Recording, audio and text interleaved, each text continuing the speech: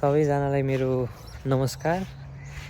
मेरो नाम समीर पौडेल। मैले परिचय चाहिँ मेरो हिजै दिइसकेँ होइन। मेरो अफिसियल नाम समीर भयो भनेर पनि कसरी भयो भनेर पनि मैले हिजो आफ्नो सबै भिडियोहरू 10-15 मिनट रेकर्ड गरेर हालेको छु। अनि यो चाहिँ मेरो आज जर्नीको दोस्रो दिन भनौँ न, दोस्रो दिन। हिजोबाट चाहिँ मैले नयाँ जर्नी सुरु गरेको छु क्या।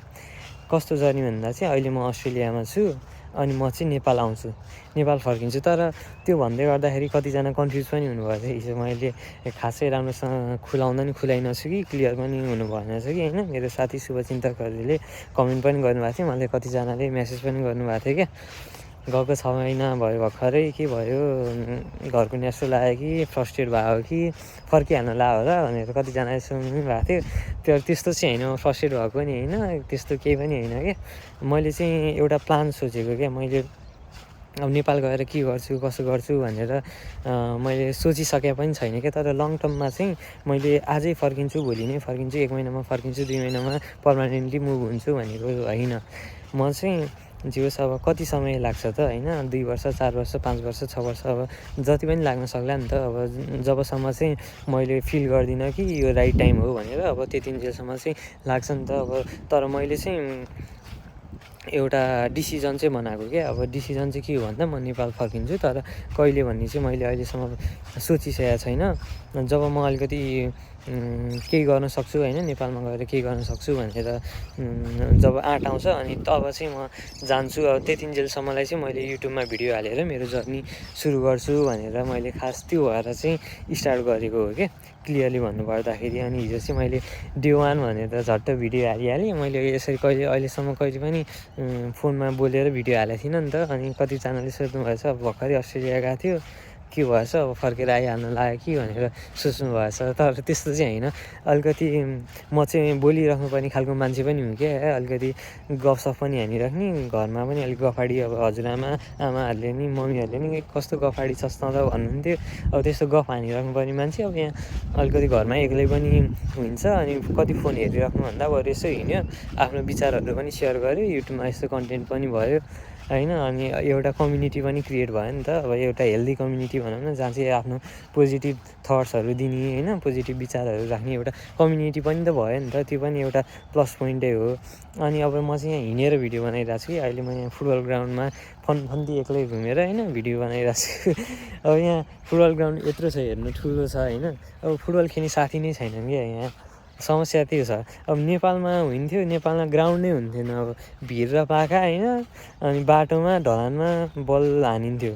अब ग्राउन्ड त हुन्थ्यो। अब हामी मसँगै पढ्ने साथीहरूलाई, अब मसँगैको सरको साथीहरू अथवा मेरो दाइहरू हुन्थ्यो। अब पहिला त म चाङमा बस्थेँ, नारायणटारमा साङदा भनेर ग्राउन्ड थियो क्या। त्यहाँ कति गइन्थ्यो पहिला बच्चामा स्कुलबाट शुक्रबार दौडेर गइन्थ्यो होइन बल खेल्नलाई। लगभग 30-40 मिनट हिँडेर गइन्थ्यो।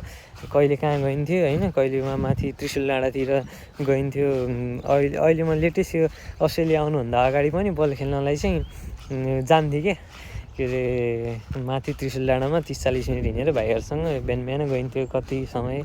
अब अहिले अब यहाँ भाइहरू छैन, यहाँ ग्राउन्ड छ यत्रो ठुलो, सम्म छ, त्यही पनि सम्म होइन, एकदम नरम भनौँ न। ग्राउन्ड पनि एकदम घाँस पनि नरम छ, ठिकै छ, मजा आउँला जस्तो छ। तर म चाहिँ ठ्याक्क अब यहाँ साथीहरू हुनुहुन्न, यहाँ नजिकै साथीहरू हुनुहुन्न। यो ग्राउन्ड चाहिँ मेरो घरबाट नजिकै छ। अनि त्यसपछि तर साथीहरू चाहिँ हुनुहुन्न। अनि अब बलै खेल्नलाई अब यतातिर खोज्यो भने पाइने त पाइन्छ। मसँग यसो अहिले 1-2 जना साथीहरू छन् होइन, उनीहरूले नि ल खेल्ने हो भने भन न भनेर नि भने पनि थियो। अब त्यसमा चाहिँ मेरो आफ्नै समय नै मिलेर गएको छैन भनौँ न। अब यहाँ भइरहेको छु काम घर यताउति, अलिकति व्यस्तता नै भनौँ न। त्यस्तो बिजी त होइन फेरि अलिकति गफ हाने जस्तो होला, त्यस्तो बिजी त होइन। तर ठिकै भनौँ न। अब घरै बसिन्छ, अल्छी लाग्छ, टिभी हेरिन्छ।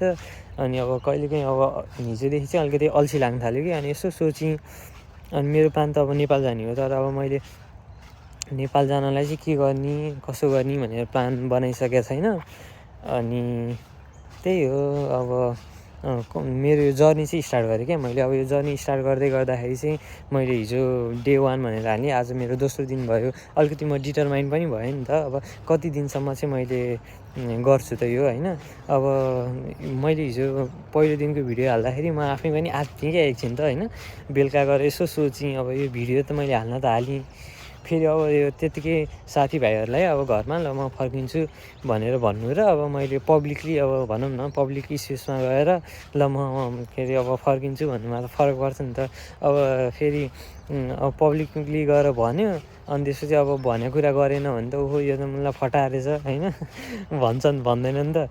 अब त्यो सबैले भन्छ नि त फटा नै रहेछ भनेर। अब मलाई त्यस्तो फटा हुन त मन छैन होइन, मैले गफ हाने पनि होइन।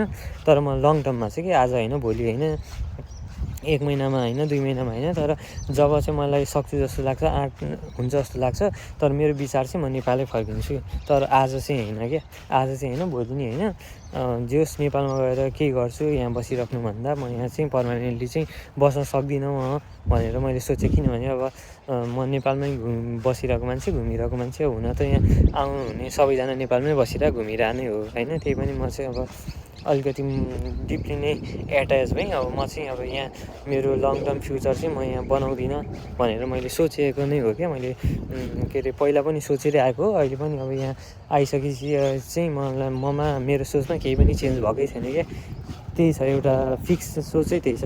अब कति कुरा यो म कतिजना मेरो यतातिरको अहिले साथी बनाएको साथीहरूलाई नि भन्छु कि के छ जाइन्छ नि होइन यताउति भनेर, तिमी भाइ भर्खरै आछौ, अब सुरुमा त्यस्तै हो त्यस्तै लाग्छ जसलाई पनि भन्नुहुन्थ्यो। तर मलाई चाहिँ अब खोइ के हो, तर म चाहिँ जसरी नि जान्छु। अनि मैले यो जर्नी स्टार्ट गर्नुको कारण चाहिँ अलिकति म डिटरमाइन भएर भिडियो बनाइरहेपछि चाहिँ मलाई दिनदिनै अलिकति घचघचाहट पनि हुन्छ नि त। अब म नेपाल फर्किनु छ भनेर होइन, अनि त्यही अनुसारले मैले काम गर्नुपर्ने हुन्छ होइन। अब काम पनि गर्नुपऱ्यो, फेरि यहाँ के अरे फोनमा आएर होइन भिडियो बनाएर मात्र नेपाल जान्छु भनेर पनि भएन नि त। अब आएर गइसकेपछि त केही गर्नु पनि पऱ्यो नि त होइन, अलिकति हावादारी भएर पनि भएन फेरि होइन। अनि यसो अब यहाँ चाहिँ आयो, अब आफ्नो बारेमा केही भ्लग पनि भयो, युट्युबमा अलिकति कन्टेन्ट पनि भयो, अलिकति टाइम पास पनि भयो नि त। घरमा बसेर मोबाइल चलाइरहनु भन्दा यहाँ बरु ट्याक्क फोन लियो यसो भिडियो बनायो। अब अनुहार त खासै गतिलो छैन होइन, आकाश हेर्नु तपाईँहरू अनि भिडियो बनायो। अब यहाँ अलिकति केही बोल्यो होइन, अनि त्यसपछि हावा पनि चलिरहेछ, हावा पनि खाइयो, भिडियो पनि भयो। अनि त्यसपछि एउटा कम्युनिटी पनि क्रिएट भयो नि त होइन। अब हामीले यसो पोजिटिभ कुराहरू राखौँ, आफ्नो बारेमा भनौँ होइन, केही कुराहरू सेयर गरौँ, तपाईँहरूले लागेको कुराहरू आइडियाहरू दिनुहोस्। बरु नेपाल आएर के गर्न सकिन्छ भनेर कमेन्ट गरिदिनु होला होइन, आइडिया दिनु होला। त्यही हो। अब पहिला साथीहरूसँग हुँदाखेरि पनि यसरी नै गफ हानिरहेको थिएँ कि म अब घरमा हुँदाखेरि नि घरको कान्छो छोरो फेरि, अनि त्यसपछि मम्मीहरूलाई नि गनगनाइराख्ने कि मलाई चाहिँ गनगने भन्नुहुन्थ्यो पहिला होइन। अनि गनगनाइराख्ने खालि अब अलिकति घाँटी दुख्यो नि थुक्निन गयो भने मम्मी यस्तो भयो, अलिकति कपालमा चाया पऱ्यो नि मम्मी कपालमा चाया पऱ्यो होइन। अनि त्यसपछि अलिकति आँखा पोल्यो मम्मी आँखा पोल्यो, मेरो आँखा रातो भयो, यस्तो भयो उस्तो भयो भनेर गनगनाइराख्ने बानी। अब यहाँ आएपछि नि त्यस्तै हुँदो रहेछ। अब यहाँ आएपछि अब मम्मीहरू हुनुहुन्न, अब के गर्ने। अनि त्यसपछि अब यी फोन बोक्ने, अब फोनमा अलिकति गनगनाउनु थाल्नु पऱ्यो भनेर सुरु गरेँ होइन। यो चाहिँ अब मेरो दोस्रो दिन भयो। त्यही हो, अब आफ्नो कुराहरू सेयर गरौँ, सबैजना खुसीसँगै बसौँ होइन। अब जिन्दगीमा हुनुपर्ने भनेकै खुसी हो, त्योभन्दा अरू ठुलो कुरा खासै केही पनि छैन। अलिकति स्वस्थ हौँ होइन, अलिकति हिँड्नु होला, तपाईँहरू पनि यसो हिँड्ने हो नि शारीरिक व्यायामहरू चाहिँ गर्दै गर्नु होला। अनि त्यही हो, अब के भन्नु, म त धेरै नै बोलिसकेँ कि क्या हो होइन, 8 मिनट भइसकेछ। आजलाई चाहिँ त्यति नै गरौँ होला। अलिकति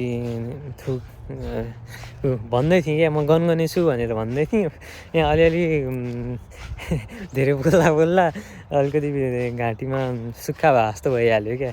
अब देख्नुभयो मेरो गनगनाउने बानी त अब तपाईँहरूलाई थाहा भइहाल्यो होइन, यस्तै छु म। अब जे होस् फोनमा पनि गनगनाइरहेको छु, ठिकै छ, चलिरहेछ होइन। त्यही हो। अब मलाई चिन्नु भएको छैन तपाईँहरूले भने चाहिँ अब मेरो भिडियो हेर्नु होला।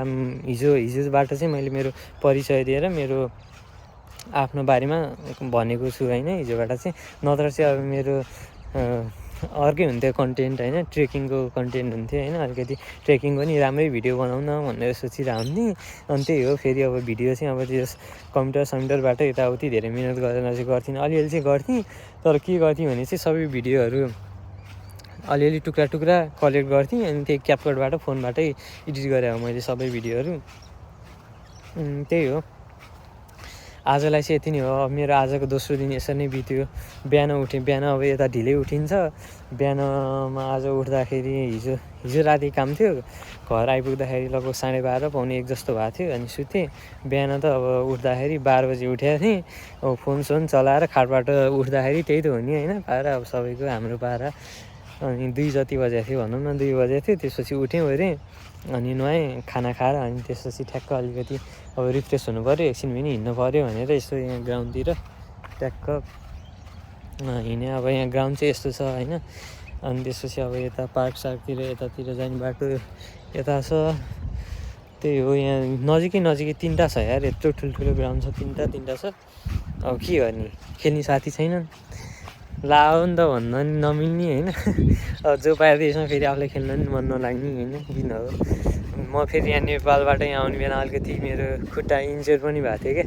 फुटसल खेल्न गएको थिएँ अनि एकजना हाम्रो ढकाल हुनुहुन्छ नि, ढकाललाई नि यो भिडियो पठाउँदा केटा हो कसो देख्यो भने ढकालले सुताइदिइहाल्यो यार।